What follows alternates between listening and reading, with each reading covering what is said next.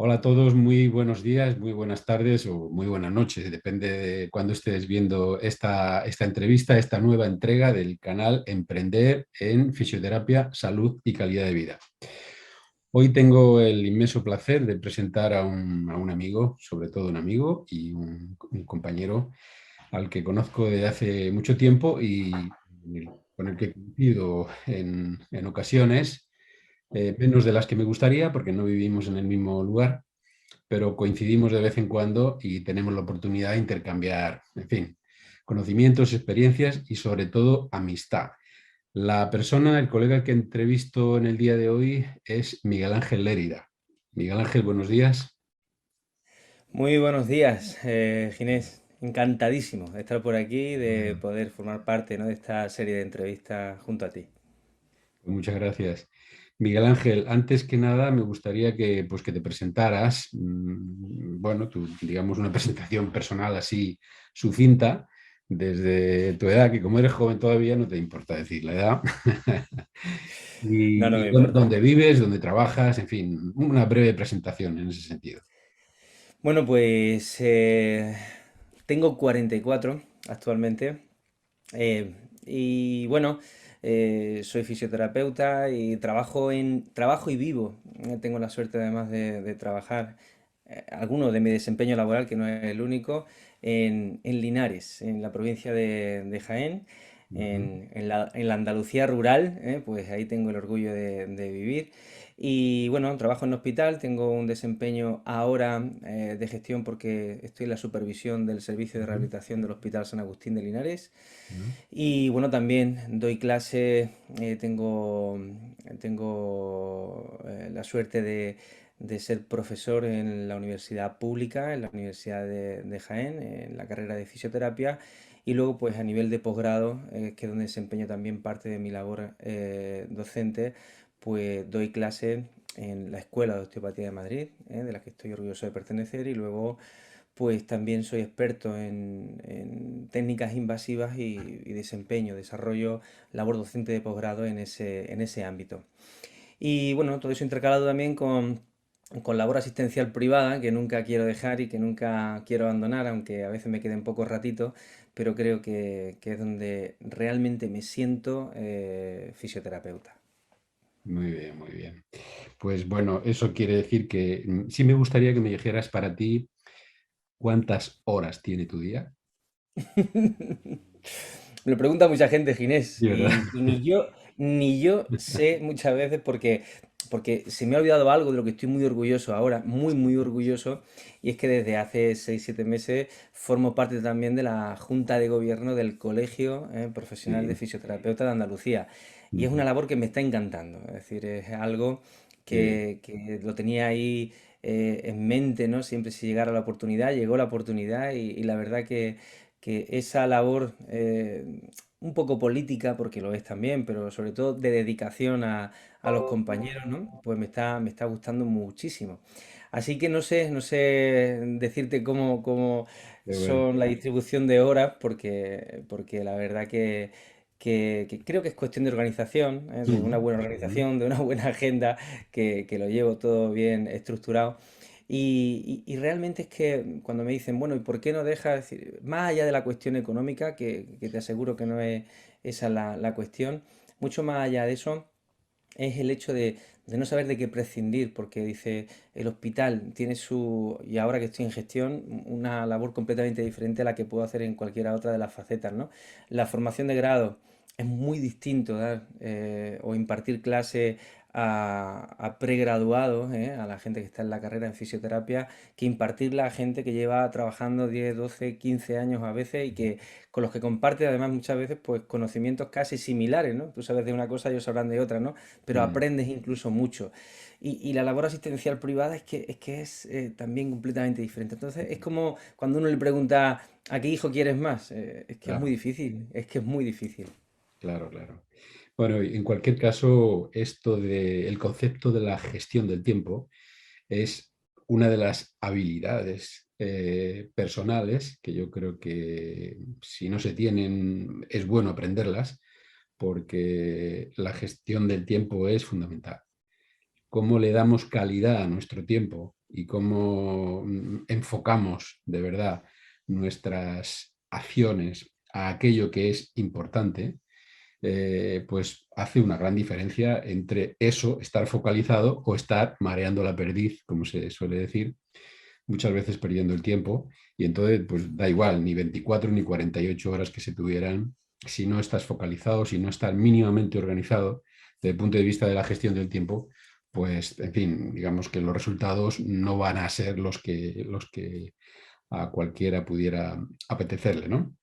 Entonces, bueno, hecha esta presentación, Miguel, eh, porque claro, también en este caso las entrevistas el tiempo pasa y es difícil cuando hay tanto de qué hablar y además con un compañero que nos conocemos bien, por cierto, tengo que decir que tú has hablado de que naciste y trabajas en Linares, claro, pues yo tengo que decir que aquí mi querido colega Miguel Ángel y yo somos paisanos, porque yo también nací en la provincia de Jaén, en un pueblo que se llama Sabiote, que no está muy lejos de Linares, como media hora si acaso, Cerquita, ¿eh? y bueno, la diferencia es que tú has seguido por ahí toda la vida y yo con 8 años, mi familia vino para Madrid y me he desempeñado casi toda la vida aquí, pero nunca he perdido el vínculo y es más, soy de los que de manera emocionalmente intencionada sigue manteniendo y construyendo al máximo el vínculo, no solo con la provincia de Jaén, sino con toda Andalucía.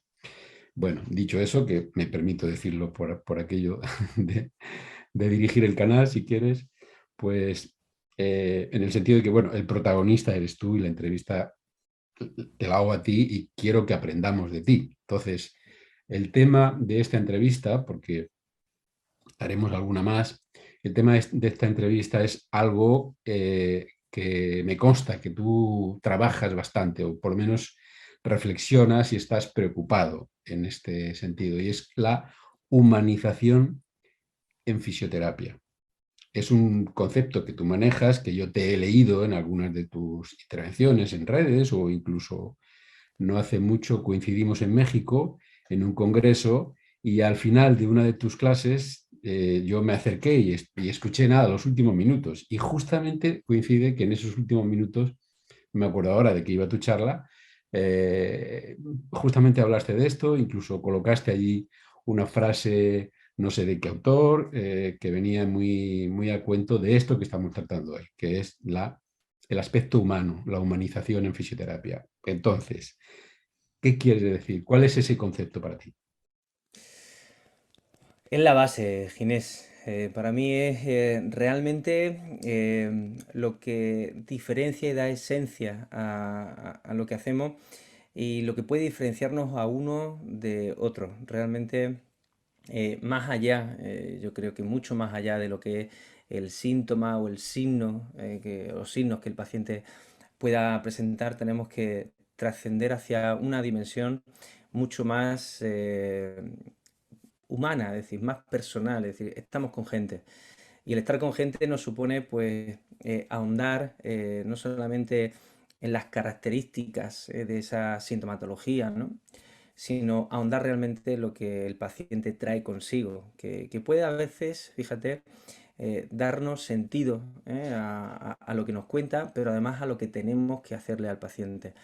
No podemos no podemos olvidarlo. Es decir, no podemos olvidar que no tratamos una rodilla, que no tratamos un codo, que no tratamos un cuello, que tratamos a alguien, a una persona que lleva una mochila llena de vivencias, de emociones, al fin y al cabo una trayectoria vital bueno, que pueda hacernos entender mucho más allá de lo que es, como digo, esa sintomatología, lo que al paciente le sucede.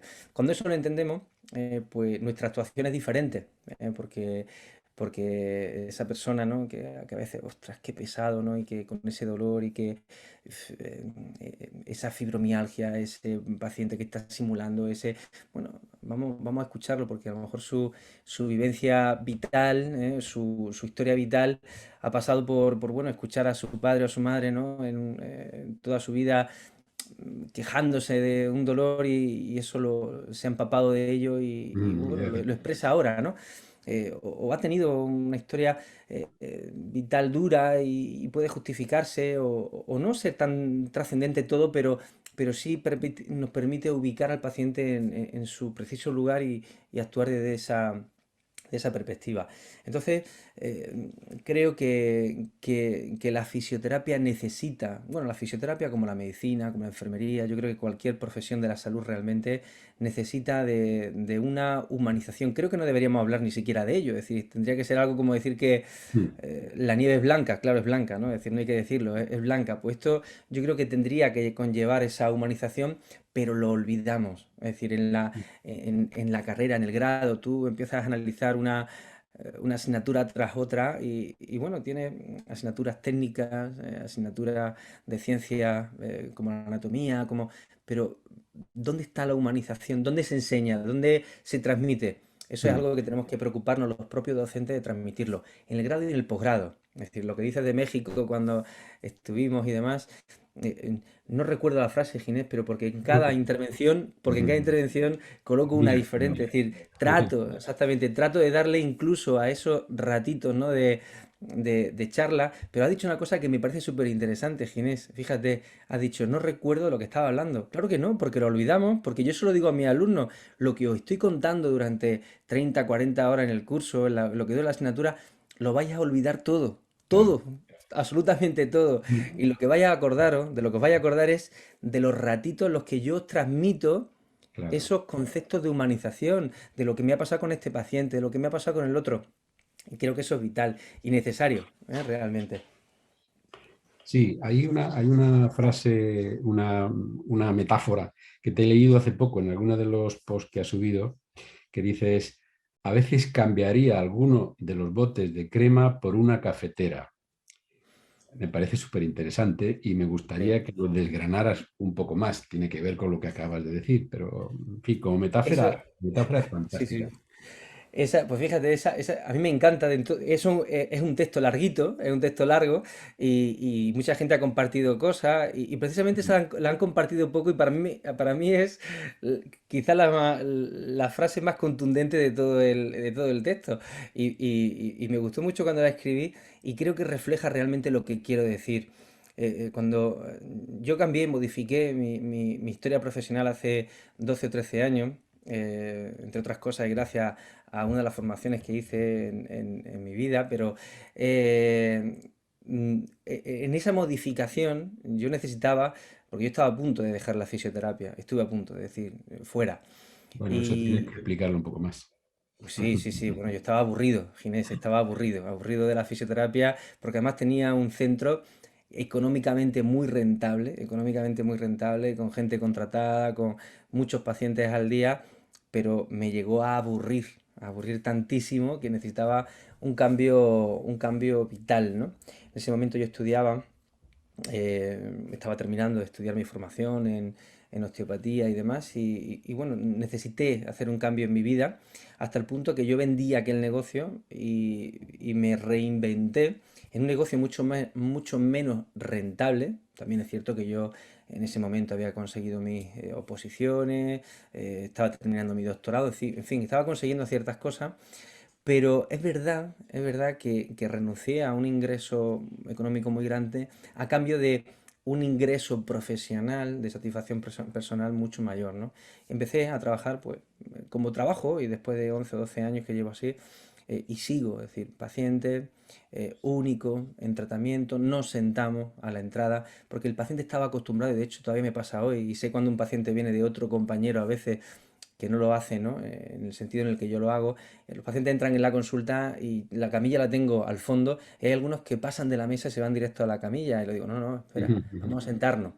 Entonces, esa cafetera a la que me refiero es eso, es decir, Sí. hay que realmente quitarle tiempo quizá a lo que hacemos, seleccionar bien lo que vamos a hacer, pero el seleccionar bien lo que vamos a hacer va a venir condicionado por lo que el paciente nos cuenta, por ese rato de cafetera que digo. Y es real, ¿eh? A veces les pongo café a los pacientes que quieren, tengo mi cafetera. Pasa Sí. una cosa, que como haya muchos que quieren café en esa tarde, me toca tomarme a mí muchos cafés también, ¿no? Y acabo revolucionado. Pero sí, sí, ese ratito de charla previa, es decir, no una charla de amigos, una charla condicionada, orientada, ¿no? Pero en la que me interesa mucho, mucho, mucho lo que el paciente me cuenta. De sus síntomas, sí, pero más allá. Oye, ¿te duele el hombro? Sí, ¿dónde te duele? Aquí, ¿qué tipo de dolor es? Sí, eso es lo técnico, pero ahora, oye, ¿y ese dolor cómo te limita en la vida? Mm. ¿Desde cuándo? ¿En tu vida, en tu entorno, alguien ha sufrido ese tipo de dolor? Oye, que nos podemos encontrar que a veces sean reflejos, ¿no? Que haya algún tipo de relación con otros cuadros que hayan sido impactantes a nivel familiar y que, Mm. bueno, vamos a ahondar, vamos a ir más allá, vamos a entender al paciente y ahora nos vamos a la camilla, nos vamos a la sala de tratamiento activo, donde tú quieras, a poner agujas, lo que nos dé la gana, pero ya realmente con una base consolidada de lo que necesitamos hacer sobre ese paciente. Y nunca es igual. Cambié el paciente en serie, por Mm. lo que digo, que es el paciente en serio, ¿no? Que es lo que hago Sí. ahora. Está bien, también. Es en serie y en serio. Muy interesante el concepto. Sí, por eso yo creo que hay un término que hay que desgranar bien, que es el término escucha. El concepto escucha va mucho más allá de poner el oído al servicio de los sonidos, ¿no? El concepto escucha con el paciente está también en darle a él el protagonismo, porque la persona que viene sufriendo, más o menos físicamente o con un componente, digamos, emocional mayor o menor, viene sufriente. Y si le damos el protagonismo, lo escuchamos, le preguntamos en los términos que tú estás comentando, es decir, empatizamos con el paciente, con eso ya hemos abierto todas las compuertas, todas las resistencias que el paciente pueda tener, que muchas veces lo tiene porque además viene rebotado de muchísimos profesionales que han querido ser ellos los protagonistas. ¿Eh? Ese médico, por señalar a un profesional, que además no me importa hacerlo porque en muchas ocasiones tiene esa costumbre, de no dejar hablar al paciente porque el que sabe de eso es él, porque el que sabe del síntoma de la persona, fíjate qué atrevimiento, ¿eh? Qué ego subido de médicos y de tanto, de fisioterapeutas también, ¿no? Que cortan incluso al paciente cuando está hablando, cuando está mostrando su problemática, ¿no?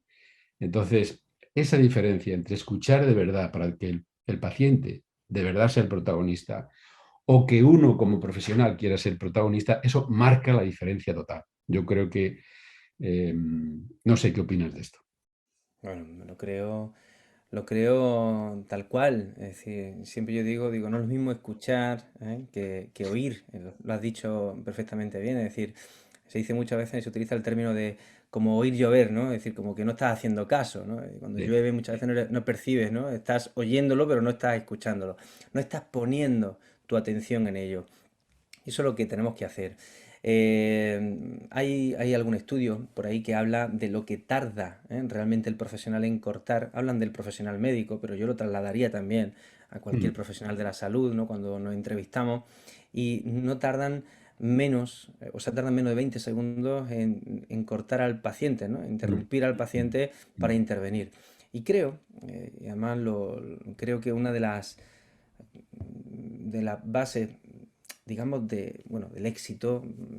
Yo me considero que el éxito, yo creo que es muy subjetivo. Cada uno, yo creo que a nivel profesional me siento satisfecho con lo que hago, sabiendo que puedo mejorar al 100% todavía en muchos aspectos, pero creo que hay algunos aspectos, ¿no? que debo hacerlos no demasiado mal cuando, bueno, pues después de veintitantos años, la gente sigue confiando en mí a nivel profesional. Y creo que una de las bases de ese éxito eh, personal, profesional, puede ubicarse precisamente, ¿no? En ese ratito de escucha activa, es decir, Mm. de escucha productiva. Sí.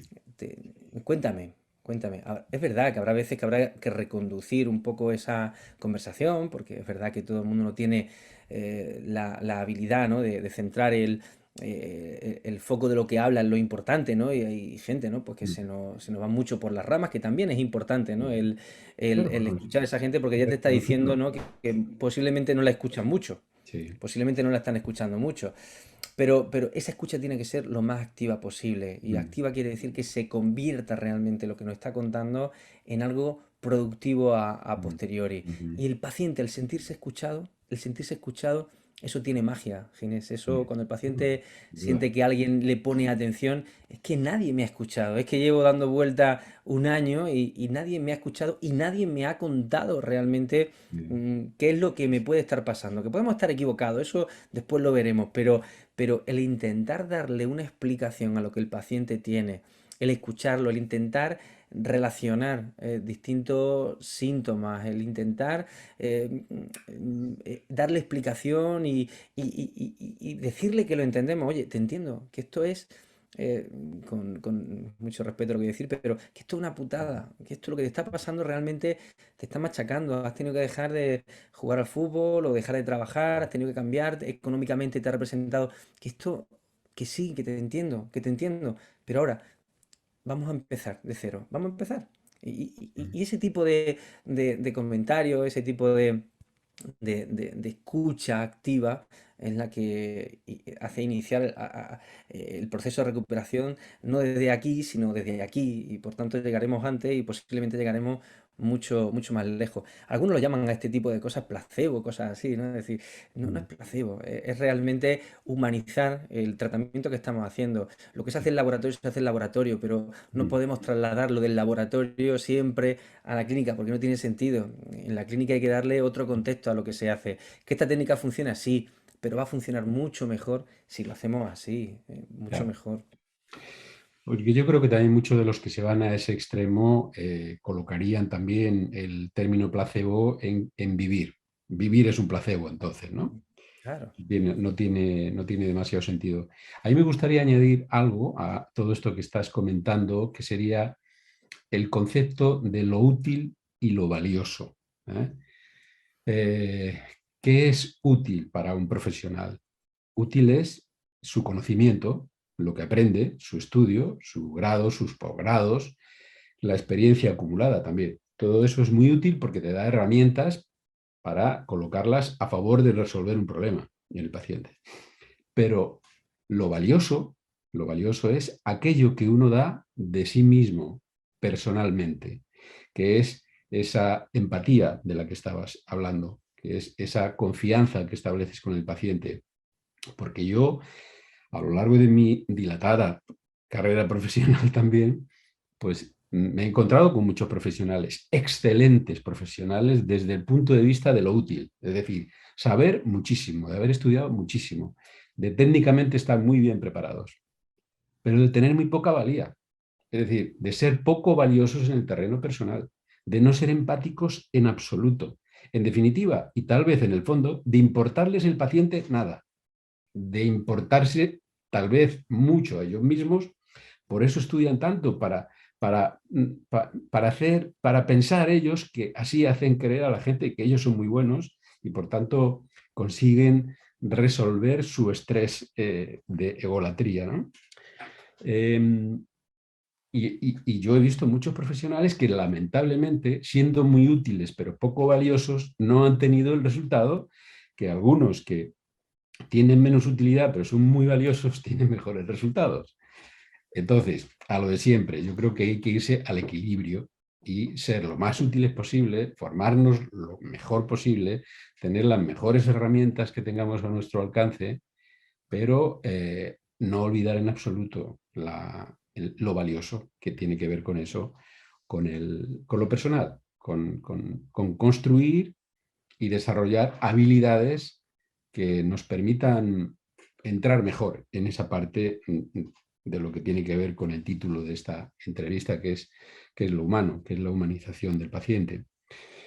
Y dicho esto por mi parte, Miguel, disculpa, me gustaría también, a ver, para conocerte a ti un poco más. Mm, Primeramente, a ver, somos lo que somos, tú eres lo que eres, digo yo, o cualquiera, por el conjunto, digamos, de áreas de nosotros mismos que somos capaces de ensamblar para finalmente ser lo que somos.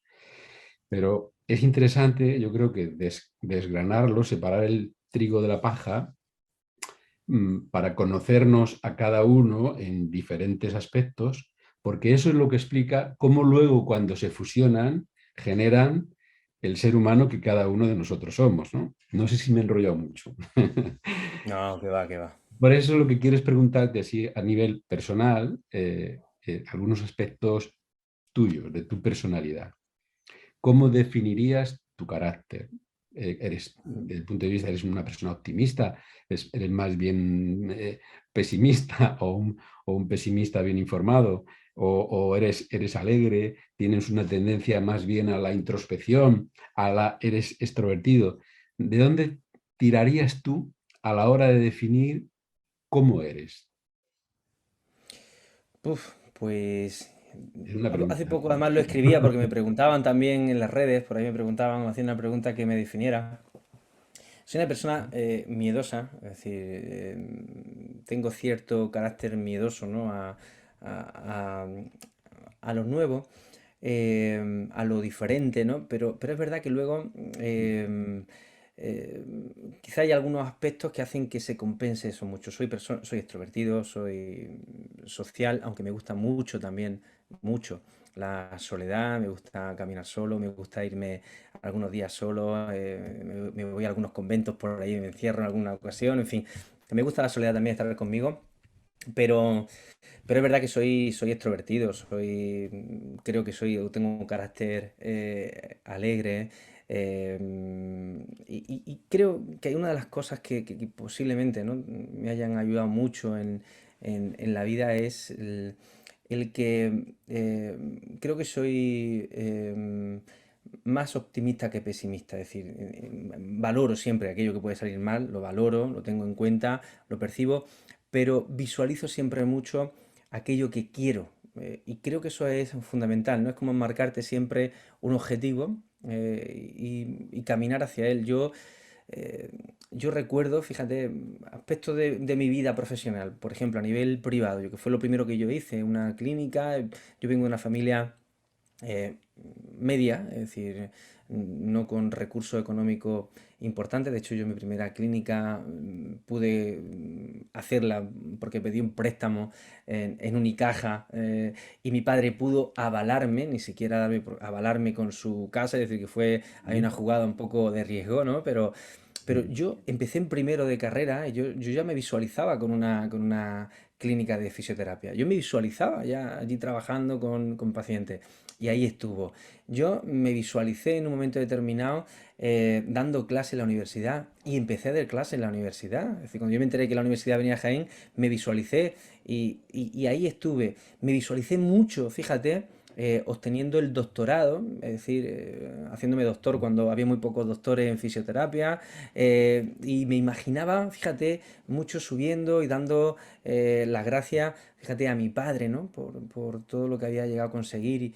Y eso sucedió, es decir, es que te anticipa al futuro, no, me visualizo, me imaginé mucho, Ginés, dando clase de posgrado de osteopatía, cuando yo empezaba, y era una cosa difícil, en aquel momento en el que yo era complicado, no era fácil. Bueno, pues ahí está, es decir, quiere decir que todo lo que visualiza, no, creo que todo lo que veo con ganas y que es posible, evidentemente, creo que uno va poniendo las herramientas necesarias para que eso suceda, ¿no? Y creo que eso es fundamental. Claro, el doctorado no me vino del cielo. El doctorado me pasé 2 años acostándome a las 3 de la mañana, claro. Vamos a ver, que yo trabajaba durante el día y me dedicaba a eso por la noche. Pero creo que es fundamental visualizar, ver, imaginar y desde ahí ya empezar a construir, ¿no? Lo que va a ser eso que te propone. Y bueno, creo que cada una de esas consecuciones viene mucho de ello.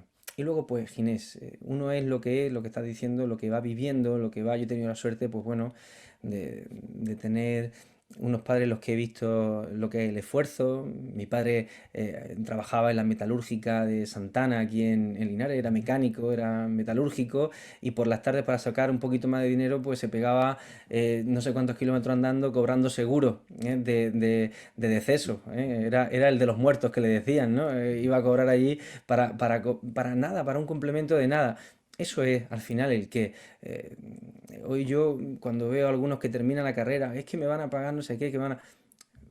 oye, es que todo tiene esfuerzo, es que no puedes estar aquí ya Mm, cuando termina, es que para llegar aquí es que hay una escalera que seguir y para llegar a ello hay o nos supone mm. dedicar esfuerzos, sacrificio, trabajo y nada es fácil, nada es fácil. Y eso pues me ayudó, mi formación, el colegio, yo siempre agradezco mucho a todos mis maestros y profesores desde que yo era un niño. Tengo la suerte ahora de atender, de trabajar, de asistir al que fue mi primer maestro en el colegio, cuando yo tenía 6 añitos y entraba en primero de la EGB en aquel momento, pues ahora lo estoy tratando de una lumbalgia y eso es una de las cositas más, de los premios más importantes que yo puedo recibir a nivel profesional. Tratar a tu primer maestro, eso es, y lo recuerdo. eh, en fin, creo que todo ha sido muy decisivo. Hace poco en una reunión estaba con el colegio en un congreso Semergen de médicos de atención primaria, en una mesa que nos sentaron para cenar, estaba con varios médicos y salió la conversación pues de la formación, del colegio y yo siempre digo una cosa, fíjate, eh, agradezco mucho el haberme formado en su momento con una congregación religiosa que fueron los salesianos. A mí me enseñaron una cosa muy importante y era a darle valor al otro. Y creo que es fundamental, por ejemplo, darle valor al paciente, pero también darle valor, por ejemplo, al alumno. Es decir, yo estoy en la universidad y porque esté en la universidad no quiere decir que haya distancia, todo lo contrario. Yo creo que el interesarte por el otro, el darle nombre al que tienes delante, el saber lo que le está pasando, el saber su contexto familiar, también, es decir, la humanización esa que hablamos a nivel asistencial, creo que a nivel docente es fundamental. Cuando hablo de humanización hablo de todas las parcelas posiblemente de la fisioterapia, igual que en la supervisión ahora en el hospital, trato también de llevarla a cabo, pues igual, es decir, entonces, y eso, fíjate, fue algo que me enseñaron en el colegio. Ujú. Darle un nombre, darle la importancia que tiene realmente la persona que tienes delante. Creo que es fundamental. Bien, pues te estaba escuchando con mucha atención y estoy totalmente de acuerdo y creo identificarme con todo aquello que estabas comentando. Yo le pondría un poco, si quieres, una pequeña guinda a todo esto que comentas, porque has mencionado varias veces el concepto éxito, visualizar objetivos, y yo diría que el éxito se siente cuando uno comprueba que se están cumpliendo sus sueños. Eso de alguna manera es el éxito, ¿no? Y claro, el éxito es algo también muy personal y muy subjetivo, tú lo estabas diciendo. Para mí el éxito puede ser, no sé, tener una superclínica y ganar no sé cuánto, y para ti el éxito puede ser estar al lado de tus pacientes, ganándote la vida correctamente también, por supuesto. No quiere decir que no nos interese el dinero, en absoluto. Yo creo que de eso también hay que hablar y mucho, pero te interesa para tu satisfacción personal, para tu concepto del éxito, pues sentirte bien con lo que haces, con tu relación con el paciente y cómo le vas resolviendo sus problemas y cómo, en definitiva, estableces ese vínculo personal y humano con las personas, que yo creo que, por lo que te vengo escuchando, es uno de los motores de tu vida, ¿no? El querer, la relación humana, el estar junto a las personas con una cierta vocación de entrega, eso se tiene o no se tiene. Y por eso el preguntar sobre cualquier aspecto, preguntar el por qué, es de donde sale, en la respuesta sale lo emocional. Y si en lo emocional no sale energía de que de verdad eso te gusta y quieres dedicarte a eso porque te interesa darle a los demás algo de tu capacidad, si en el por qué no encuentras eso, no te dediques a eso, dedícate a otra cosa, porque tu, tu, digamos, tu energía emocional no está ahí. Eso no es ni bueno ni malo. Entonces, busca en otro lugar hasta que encuentres ese porqué emocional que haga que te conduzcas de verdad con energía y ahí es que no hay quien te pare. O sea, si realmente algo te interesa y te mueve tus sensaciones y tu mundo interno, pues ahí estás en el camino correcto. Si además, y esto es para también otras entrevistas, si además lo eliges dentro de lo que es tu mundo de capacidades, de habilidades, de talentos, bueno, ahí ya ni te cuento. Porque también es verdad, muchas veces se eligen campos para los cuales no tenemos el talento suficiente, que tampoco pasa nada, porque hay gente que Claro, tiene talentos para una cosa y yo no tengo ninguna, pero ojo, yo tengo talentos para otras que aquella no tiene ninguna. Entonces no es una competición de ver quién tiene talento, quién no tiene talento. No, no, no. Esto va mucho más allá, no es por competición, es por encontrarse con uno mismo, conocerse bien en todos los aspectos y construir desde ahí, porque eso sin duda te va a llevar a algún lugar medio mágico, es decir, de encuentro con aquello que te va a hacer sentir feliz, ¿no? Que es al final también el sentido del éxito. Bueno, yo tengo aquí, claro, la entrevista la preparo mínimamente y tengo ahí un montón de cosas para que pudiéramos continuar hablando, ¿no? Pero el tiempo también se impone aquí y me gustaría, bueno, vamos a intentar terminar la entrevista. eh, y me gustaría que, pues, que tú hicieras las últimas palabras, consejos, reflexiones, en fin, lo que a ti te apetezca, Miguel Ángel. bueno, en la línea que estamos hablando, yo creo que tenemos que hacer la reflexión necesaria en nuestra disciplina sobre lo que es el concepto, ¿no? de lo humano, que es lo importante al final. Es decir, más allá del conocimiento que, que obtenemos, valiosísimo, cuando estudiamos nuestro grado, nuestra diplomatura en su momento, ¿no? Nuestro grado, nuestros posgrados, el momento que nos vamos encontrando con gente muy cualificada que nos enseña técnica, método de diagnóstico, lectura racional, etcétera. Un montón de aspectos que yo creo que son muy necesarios para la profesión. Eh, si a todo eso, si todo eso no lo aderezamos realmente con el concepto de la humanización, pierde valor, caduca pronto. Es decir, realmente lo que va a hacer que todo eso se multiplique de manera exponencial va a ser realmente el concepto de humanización, de ver en el otro una persona con con un contexto personal que puede ser definitivo. Yo tengo la suerte, y además lo digo ahora, creo que tengo la suerte de que mi hijo ha elegido hacer ahora fisioterapia y ha empezado a hacer primero de fisioterapia y en estos pocos meses que lleva de formación, me habla, qué chula esta clase de anatomía, esta, ¿no? Pero ha habido una clase que le ha supuesto o que le ha marcado de una manera diferente, ¿no? Y lo cuento porque creo que esto es necesario, porque me decía además, a él no entendía el por qué en esa clase de fundamento les pidieron que se presentaran ellos y que hablaran de ellos, cada uno en su contexto. A él eso le marcó tanto que me llamó, papá, es que Ujú. hoy hemos hecho una cosa muy rara, ¿no? Y la verdad que es que este chico ha contado que ha tenido un problema en su pueblo, que la gente no entendía su orientación sexual, que el otro habían muerto sus padres no sé con qué edad, que el otro había tenido... Y llevaba con ellos 2 meses, papá, y no sabía que todo eso sucedía, y lo he visto de manera diferente. Digo, es que lo que ha hecho hoy tu profesora ha sido algo brutal.